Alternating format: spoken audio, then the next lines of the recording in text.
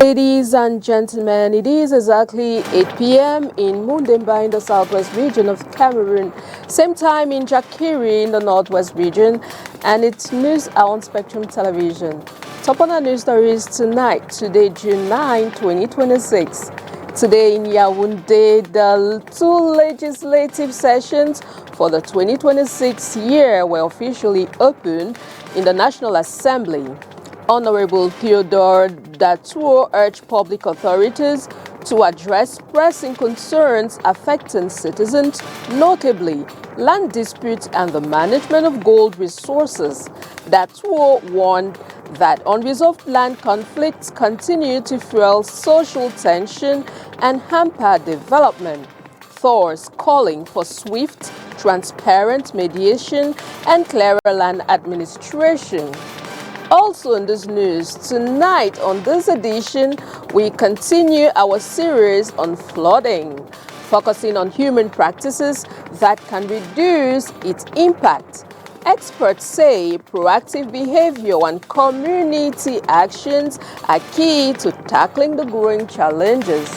This story is in full and much more will be yours right now. Welcome once again, ladies and gentlemen, and thanks for tuning in on tonight's news on Spectrum Television. We'll jump straight into the full stories in the French language.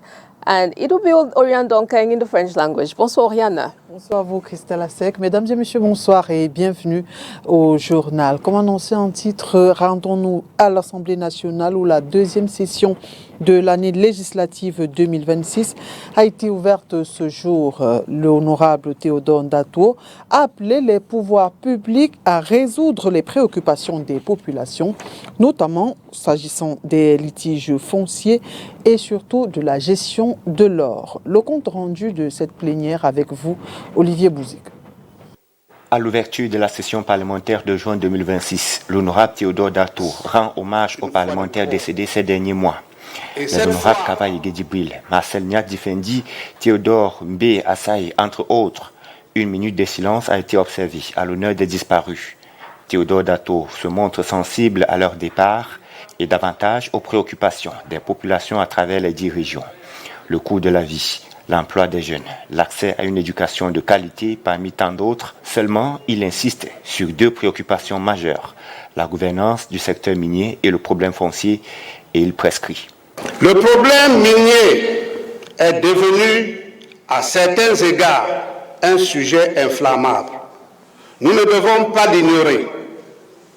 Il appartient aux administrations compétentes et aux départements ministériels concernés d'activer les efforts nécessaires afin de renforcer la transparence, l'efficacité du contrôle, la traçabilité des revenus et la juste redistribution des retombées économiques au profit des populations. Les pouvoirs publics ont déjà engagé des initiatives visant à moderniser la gouvernance foncière. Ces efforts méritent d'être poursuivis. Les Camerounais n'attendent pas de nous des polémiques. Ils attendent des solutions et des réformes utiles. Aussi a-t-il donné des orientations principales en vue du débat d'orientation budgétaire qui se tiendra au cours de cette session. Il s'agit de répondre à quelques questions fondamentales. Quelles sont les priorités de la nation pour l'année à venir? Quels secteurs doivent bénéficier d'un effort particulier? Comment concilier les besoins des populations avec les contraintes financières de l'État? Autant de questions auxquelles nous serons appelés à réfléchir collectivement. En prélude à la 51e session de l'Assemblée parlementaire de la francophonie, prévue du 7 au 10 juillet prochain, il recommande aux élus de la nation de prendre toutes les dispositions pour assurer un succès immense à cet événement international que le Cameroun abritera. And after the session, several officials took to the microphone to outline their expectations. And I invite you to listen to them in this excerpt. Cannot have all the resources of this country plundered by individuals. We are poor because individuals have decided to own what belongs to the general good. We are poor because we have failed to do a follow-up and to manage what God has endowed us. And if the speaker has set the tone for us to move, it is just so timely, and we are definitely going to make inroads so that the livelihood of Cameroonians should be improved, so that Cameroonians will feel at home. Because when there is injustice in the management of natural resources, definitely peace is jeopardized. I think the speaker has taken time to look into those areas and give instruction and give it very firm. And he has ordered the parliamentarians to sit upright, responsibly, and that is something I've never heard since I came to Parliament. I want to sincerely congratulate him. And I want to tell you that we parliamentarians, we are having a new instruction, a new direction on how we are going to engage work. Because our role is to control the government action. And definitely he has instructed us we should go to that. And we are going to go to that. And tonight we continue with our series on flooding, and we will focus on the human practices that can reduce its impact despite ongoing efforts by the authorities of Douala. The situation continues to deteriorate, raising urgent concerns about environmental responsibility and urban management. As the rainy season intensifies, Douala continues to experience severe flooding in several neighborhoods, revealing the dark side of rapid urbanization and poor waste management practices. While the Douala City Council has made visible efforts to improve drainage infrastructure, these interventions are increasingly undermined by the irresponsible disposal of waste by residents. Plastics, household refuse, and debris are routinely dumped into gutters and drainage channels, consequently blocking the free flow of water. And so, when heavy rains fall, these clogged drains can no longer channel water effectively. Instead, flood waters overflow into streets and homes, disrupting economic activities, damaging property, and exposing residents to health risks such as waterborne diseases. Environmental experts warn that poor waste management remains one of the leading causes of urban flooding. Solid waste management practices which encourage littering rather than cleanup of the waste. So how can we do to avoid or to reduce the intensity of flooding? For example, the global climate change, which has caused changes in weather patterns, increased intensity of rainfall, and therefore increase in flooding. We also have human-induced activities or human activities that contribute to floods, such as deforestation. When there's no vegetation to slow down the flow of water just flows and it contributes to flooding. We also have inadequate agricultural practices where the forest or the trees have been completely replaced by bare land, thereby facilitating the flow of water. And then we also have inadequate land planning, inadequate drainages. Authorities must intensify efforts to enforce sanitation laws, improve waste collection systems, and ensure the regular maintenance of drainage networks. At the same time, public awareness campaigns should be strengthened to educate citizens on the dangers of improper waste disposal. More importantly, residents themselves must take responsibility by adopting cleaner habits, properly disposing of waste, and actively participating in community sanitation initiatives, experts says. Avoid littering the streets, avoid littering rivers with with solid waste, and practice the basic waste management principles, which are to avoid waste, to reduce the waste, to recycle, the waste. It will go a long way to help to reduce the effect of flooding or the impact or the intensity of flooding. Also, there needs to be adequate stakeholder consultation and education. People need to be educated on the risk of flooding in their area. However, waste is not the only trigger. Rapid and often unregulated urban expansion has led to the construction of buildings on natural waterways, thereby obstructing water paths. In addition, the absence of regular maintenance of drainage systems, coupled with limited public awareness on environmental responsibility, further worsens the situation. As Douala continues to grow, the need for sustainable urban management becomes even more critical. Without immediate and coordinated action, the cycle of flooding will persist, turning every rainfall into a looming disaster. Et avec notre invité de cette semaine, nous allons comprendre pourquoi certaines pluies provoquent de graves inondations dans certaines localités et pas dans d'autres. Écoutons Serge Mpele Onana. Il est chef service régional de la météorologie à la délégation régionale des transports du littoral. Comme nous l'avons tantôt évoqué, cela dépend de la nature de la zone où il pleut. Si nous restons par exemple dans la ville de Douala, vous allez vous rendre compte qu'en période de forte pluie, comme c'est le cas actuellement, nous avons des zones qui sont plus exposées que d'autres. Pourquoi? De par leur proximité avec certains bassins versants. La ville de Douala, le département du Vouré en général, c'est 9 bassins versants. Et dans ces 9 bassins versants, vous avez les bassins qui sont les plus exposés, comme le bassin versant du Tongo-Bassa, le bassin versant du Mbobongo, le bassin versant du Ngoa et le bassin versant de Mbopi.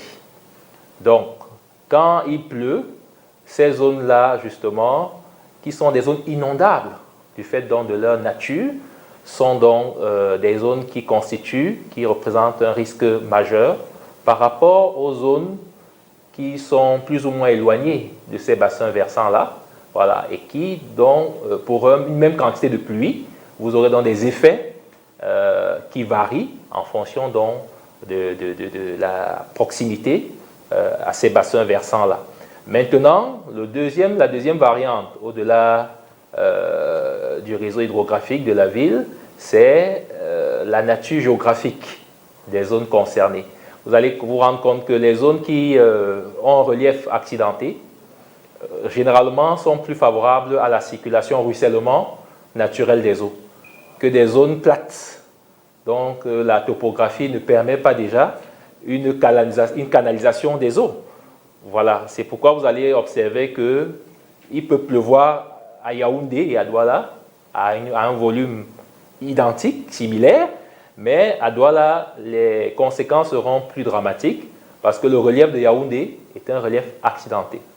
C'est la ville des 7 collines, comme on aime à l'appeler. Et là-bas, donc, il y a un ruissellement naturel lié à cette disposition topographique. C'est-à-dire c'est plus facile pour l'eau de ruisseler dans un relief ou dans un espace géographique accidenté qu'un espace plat où la nature du sol sableux, elle-même ne garantit pas une infiltration naturelle et ordinaire des eaux. Les choses sont plus compliquées.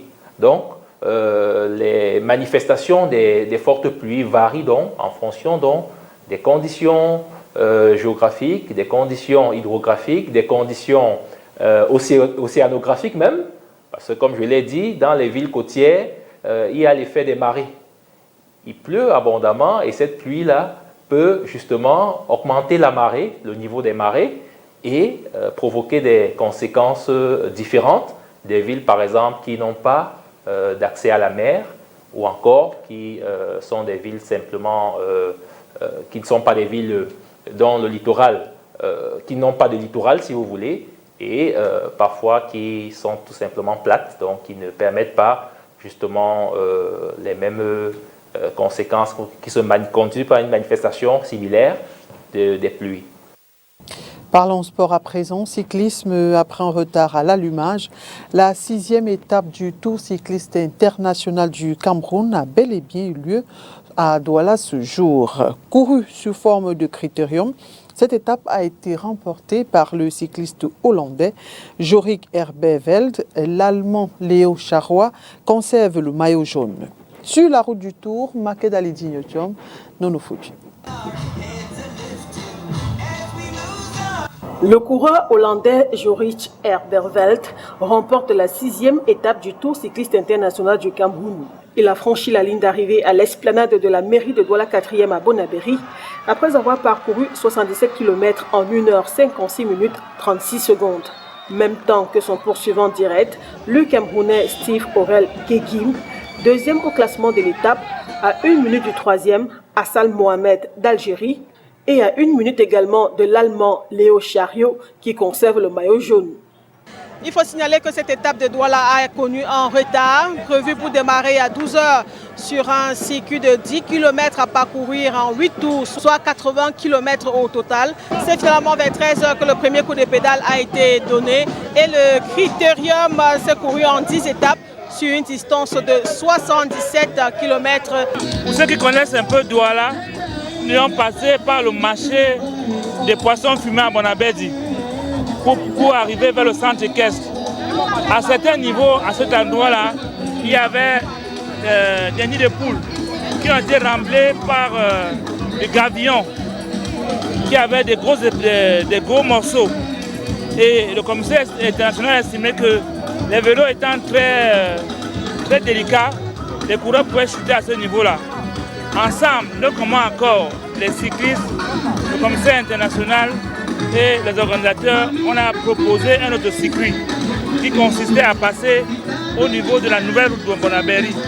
Et c'est passé sans problème, on a eu une belle étape et voilà. Douala a enfin son étape cette année, après l'annulation décidée l'année dernière par le collège des commissaires de course et les coureurs en raison du mauvais état du parcours.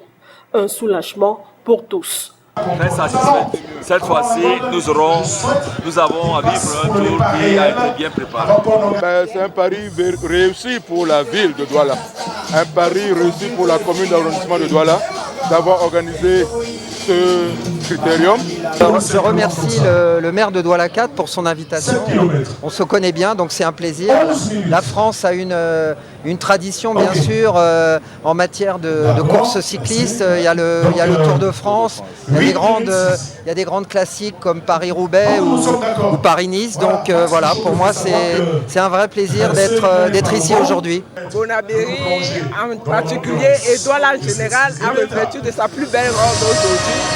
La fête est très belle. Je suis dans Douala 4e. Je suis fière de tout ce qui se passe à Douala pour ce tour cycliste. Je suis fière de tout ce qui se passe.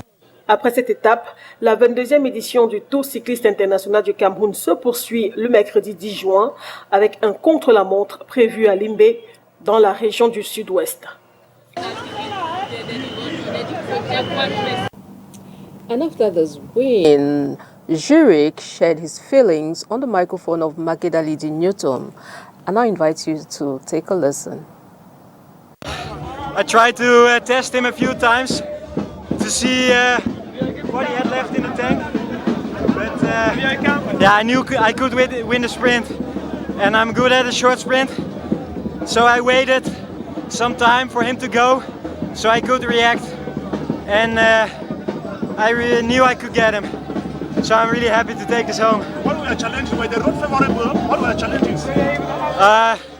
Yeah, so the Germans had the yellow jersey, so I knew I couldn't get away with someone that was close in general classification. So the first break had someone who was close on GC, so I knew he wouldn't make it. So I had to go. And luckily some guy from Cameroon came with me. He was really strong. Without him I couldn't have made it.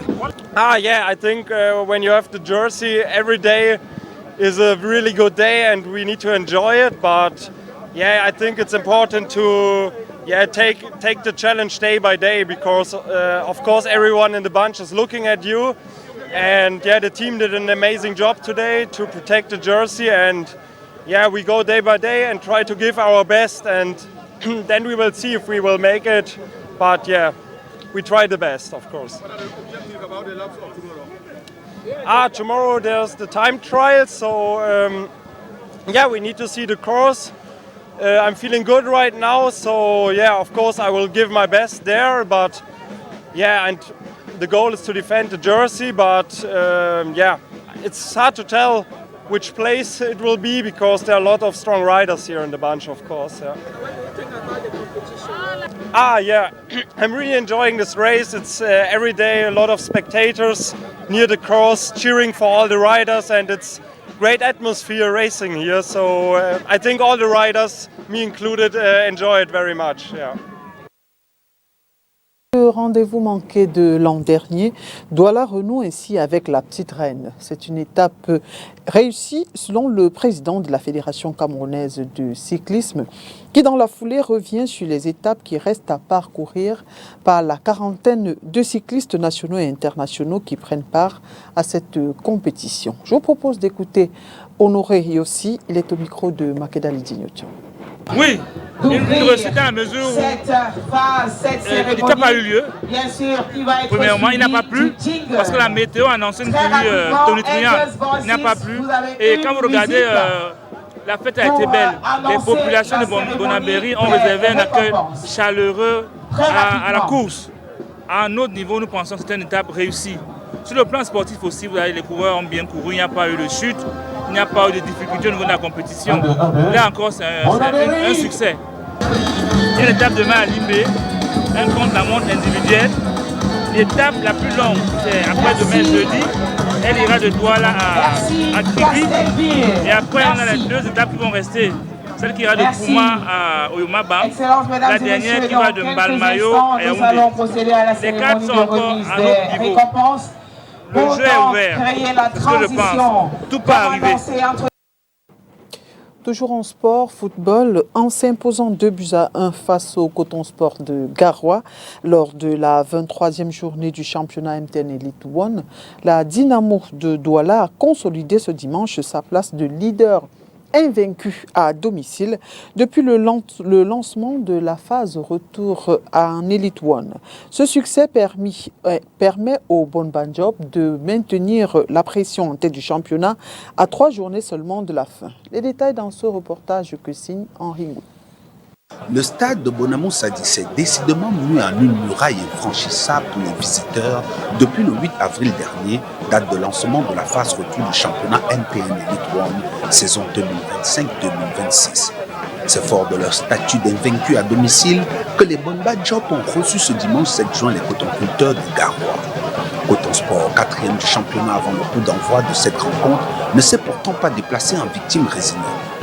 Dès le coup d'envoi, les poulons du coach David Pagou, habitués des arènes bondées, même sous forte chaleur atterrant hostile et poussés par leurs supporters qui ont fait le déplacement, vont imposer un rythme de jeu tactique très fermé à la Dynamo qui se verra privé de ballon en milieu de terrain malgré l'alignement de son traditionnel bloc haut.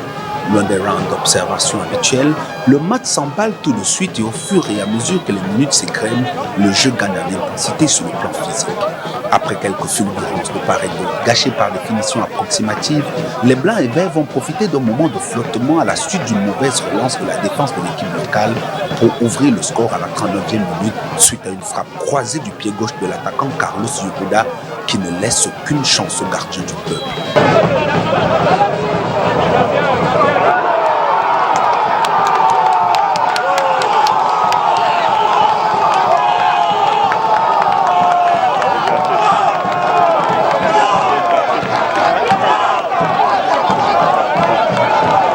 La réaction de la Dynamo ne va pas se faire attendre. Face au bloc compact que leur oppose Coton Sport, les Bonba Job vont exploiter les espaces et sur une remise de jeu rapide, pousser la défense adverse à une faute en pleine surface de réparation. Le pénalty est sifflé par l'arbitre central. L'artificier maison Jules Armand Corps va se charger de ramener les deux équipes à égalité. Un but partout.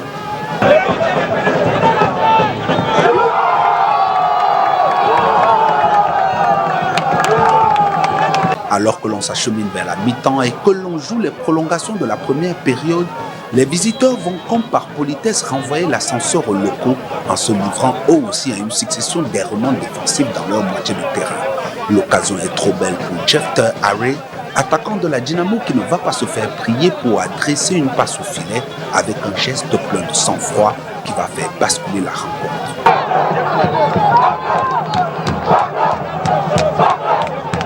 La seconde mi-temps est une leçon de gestion et de verrouillage donnée par la Dynamo de Douala qui a pris le soin de faire reculer son bloc d'équipe pour ne procéder plus que par des contre-attaques. Le score reste inchangé jusqu'au coup de sifflet final, scellant une victoire de plus pour les bonnes Badjok, idéal pour aborder plus sereinement les 3 dernières journées à venir. Nous sommes très contents d'abord de cette victoire et nous sommes contents, n'est-ce pas, des progrès que nous jouons au fond. Nous sommes contents de l'état d'esprit qui règne dans le groupe, dans l'équipe, que ce soit au niveau de l'administration, que ce soit au niveau des joueurs et de l'encadrement technique. Donc ça se démontre sur le terrain, on se bat sur chaque ballon, on donne tout ce qu'on peut et à la fin on est satisfait des résultats que les joueurs nous donnent. Notre objectif ce n'est pas d'être champion à tout prix, à tous les prix. Nous prenons match par match, on se bat sur chaque ballon, on fait tout pour avoir des résultats positifs. Maintenant, à la fin, on fera le bilan. Si nous sommes premiers, ce sera la cerise sur le gâteau pour nous. À l'issue de cette 23e journée qui s'est refermée sur un duel de bas de tableau remporté par l'Aigle du Mongo face à Fauve Azur sur le score de 3-2, c'est le statu quo intégral pour ce qui est des 3 équipes de tête encore en course pour le titre de champion du Cameroun. À 3 journées de la fin, le suspense reste entier. En athlétisme, près de 2000 participants étaient sur la ligne de départ de la 2e course féminine solidaire baptisée la Doualaise. La compétition s'est déroulée ici à Douala, a été remportée par l'athlète Liliane Getza. Makedali Dignochong, Zipierre. Avec un temps de 38 minutes 40 secondes, Liliane Getza remporte la 2e édition de la course féminine solidaire, la Doualaise. Elle a été la première à franchir la ligne d'arrivée ici à la maison de partie de Bonanjo à Douala, après avoir parcouru la distance requise de 10,2 km, repartie à travers les artères de la cité économique. C'est un sentiment de satisfaction de savoir que j'ai gagné cette course haut la main. C'est le résultat d'un travail acharné, le résultat d'un dur labeur de travail au quotidien. Et je remercie mon entraîneur qui se bat au quotidien pour que je puisse arriver à ce niveau. Cette course arrive à point nommé vu qu'elle est située en pleine saison sportive. Ça nous permet de jauger notre travail, de voir notre niveau d'entraînement. Et je crois que je suis entièrement satisfaite de la course de ce jour parce que j'ai gagné cette compétition et les chronos ont été ceux espérés. Ça augure, n'est-ce pas, de bonnes choses pour les futures échéances. Cette année, comme il y a un an, près de 500 femmes ont participé à cette course. Nous sommes déjà impressionnés par la régularité de certaines personnes, c'est-à-dire qu'on a pratiquement près de 500 femmes qui étaient déjà là l'année dernière, qui ont pu faire la comparaison. Et puis surtout, la ponctualité également. Beaucoup étaient ponctuels. Ça nous a permis de partir avec encore 3-4 minutes de retard par rapport au temps prévu. Ça veut dire qu'on a déjà imprimé le rythme. Et puis surtout aussi les performances qui ont été meilleures. On a vu beaucoup d'évolution par rapport à toutes les personnes qui ont déjà fait l'édition. Donc c'est déjà ça. Le nombre de participantes et puis surtout les performances qui ont été faites et surtout l'esprit solidaire qu'on a vraiment senti avec tout ce qu'on a partagé, les témoignages, les interventions et les réactions de tout le monde. Cette année, cette course féminine la Doualaise, qui a réuni au total près de 2000 participants, porte la voix de 2 causes, la santé mentale et les violences basées sur le genre. Alors, on ne marche pas pour la femme, c'est les femmes qui marchent pour elles. Et c'est les femmes qui marchent pour les autres femmes. N'oublions pas que, comme l'a dit le représentant de l'hôpital La Quintini, notre meilleur médicament, c'est la santé. Donc, il s'agit d'abord de pouvoir marcher parce que la marche de cette année-ci avait justement le but d'allier 2 choses, la santé mentale et les violences liées au genre. C'est-à-dire qu'on a remarqué quand même que beaucoup de violences sont liées au stress, à l'incompréhension. Et les violences, c'est dans le milieu du travail, dans la vie professionnelle. professionnelle, dans la vie personnelle, etc. Mais le premier facteur, c'est le stress. Et réguler le stress, ce qui est moins cher, c'est quand même de faire le sport. C'était très bien. On a réussi de faire ça. C'était à route aussi, c'était bien organisé. Il y avait des plaques partout.